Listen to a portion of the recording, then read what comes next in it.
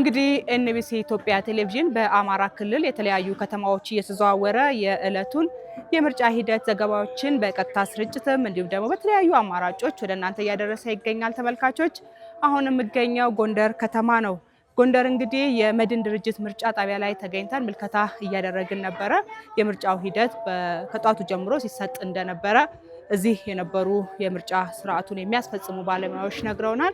ይህ ሂደት በመላ ኢትዮጵያ እየተከናወነ በመሆኑ እንደ ሀገር እንግዲህ ትልቅ ሰላማዊና ዲሞክራሲያዊ ስርዓትን የምንገነባበት የምርጫ ሂደት መሆኑ እሙን ነው። በጎንደር ከተማ እንግዲህ የኢትዮጵያ ሰብአዊ መብት ኮሚሽን የምርጫ ክትትል ቡድን የተዘዋወረ ክትትል እያደረገ የምርጫ ሂደት ምን ይመስላል የሚለውን በተለይም ደግሞ ከሰብአዊ መብት አያያዝና በምርጫው ሂደት ውስጥ የሰብአዊ መብቶች ምን ያህል እየተጠበቁ ናቸው፣ ምርጫ እየተካሄደ የሚገኘው የሚለውን ምልከታ እያደረገ ሲገኝ እዚህ በጎንደር ከተማ በመድን ምርጫ ጣቢያ አግኝተናቸዋል። የተወሰነ ሂደቱ ምን ይመስላል የሚለውን ደግሞ ከሰብአዊ መብት ኮሚሽን የዚህ የምርጫ ክትትል ቡድን ባልደረባ ጋር አጭር ቆይታ አደርጋለሁኝ። እጅግ አመሰግናለሁኝ። እንተዋወቅ፣ ሙሉ ስምና የስራ ኃላፊነት ይነገረኝ።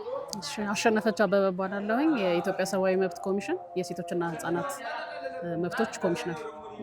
መልካም። ቅድም ባህር ዳር ላይ እንደዚሁ አግኝተናችሁ ነበረ። የተለያየ አካባቢዎች ላይ የተንቀሳቀሳችሁ በአማራ ክልል ይህንን የምርጫ ሂደት ምልከታ እያደረጋችሁ ነው የምትገኙት። በባህር ዳር የነበረው ቆይታ በተለይ ምልከታ ያደረጋችሁት ቡድኑ ምልከታ ያደረገበት አካባቢ ላይ የተሟላና ሰላማዊ እንዲሁም ደግሞ ዜጎች መብታቸው ተጠብቆ ምርጫውን እያካሄዱ መሆኑን መመልከታችሁን ከባልደረቦቻችሁ ተገንዝቤ ነበረ። ከማለዳው ጀምሮ የነበረው ሂደትንስ ምን ምላሽ ሰጧችሁ ላቀረባችኋቸው ጥያቄዎች?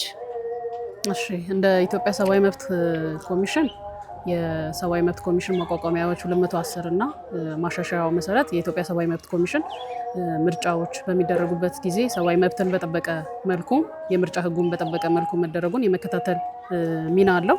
በዛ መሰረት በሀገር አቀፍ ደረጃ ወደ 100 የሚሆኑ ቲሞች ወይም ቡድኖች 300 አባላት ያሉት በሁሉም ሀገር አቀፍ ደረጃ ተሰማርተው ምርጫው በህጉ መሰረት ሰብአዊ መብት ማክበር እየተደረገ ስለመሆኑ የመከታተል ስራ በዛሬው ዕለት እየሰራን ነው የምንገኘው። እኛም ደግሞ ባህር ዳር ቀጥሎ ደግሞ አሁን ጎንደር ላይ ምልከታ እያደረግን ያለ ነው።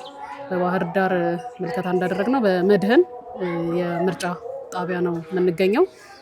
እዚህም ካሉ የሰብአዊ መብት ኮሚሽን ባለሙያዎችም እንደተረዳ ነው ከሌሊቱ 10 ሰዓት ጀምሮ መራጩ ህብረተሰብ ተገኝቶ አብዛኛው በጠዋቱ ክፍለ ጊዜ ወደ 500 ከተመዘገቡት ውስጥ ወደ 400 የሚሆኑት እየተመዘገቡ ስለመሆኑ የሴቶች ተሳትፎ ጥሩ እንደሆነ አካል ጉዳተኞችንም አረጋውያን ህጻናት የያዙትን ቅድሚያ በመስጠት እያስተናገዱ ስለመሆኑ አይተናል። ከፓርቲዎችም ደግሞ የብልጽግና ፓርቲ እንዲሁም ደግሞ ከተፎካካሪ ፓርቲዎች የኢዜማም እንደነበሩ የቅማንት ዲሞክራሲያዊ ፓርቲ ከቅዴፓም ታዛቢዎች 2 ከብልጽግናም 2 ታዛቢዎች እንዳሉ አይተናል።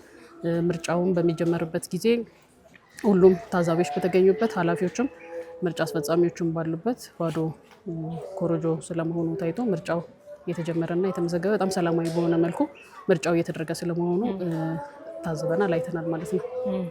መልካም። እንግዲህ በዚህ የጎንደር ከተማ ለፌዴራል ምክር ቤት እጩ ሆነው የቀረቡ የብልጽግና እንዲሁም ደግሞ የቅማንት ዲሞክራሲያዊ ፓርቲ በተመሳሳይም ደግሞ ለክልሉ ምክር ቤት እነዚሁ የፖለቲካ ፓርቲዎች እጩዎቻቸውን አቅርበው ነው እንግዲህ ፉክክሩ እየተካሄደ የሚገኘው። ከሌሊት ጀምሮ ሲካሄድ የነበረውን የምርጫ ሂደት እዚህ ያሉ ደግሞ ታዛቢዎች የተለያዩ አስተያየቶችን እየሰጡን ነው የሚገኙት። በዚህ ሂደት ጎንደር ከተማ ምርጫን እያካሄደች ትገኛለች።